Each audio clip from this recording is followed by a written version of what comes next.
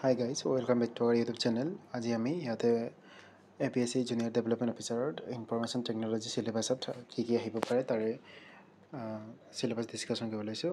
ইয়াতে প্ৰথমতে আপোনালোকৰ চিলেবাছত আহিব computer fundamentals and computer networks, ছেকেণ্ডটো আহিব ডেটাবেছ মেনেজমেণ্ট ছিষ্টেমছ, লগতে 3 নম্বৰত আহিব operating systems and software engineering, আৰু 4 নম্বৰত আহিব ডেটা ষ্ট্ৰাকচাৰ এণ্ড এলগৰিথমছ, 5 নম্বৰত আহিব প্ৰগ্ৰেমিং লেংগুৱেজ, ইয়াৰে C++ এণ্ড জাভা বেচিক্স,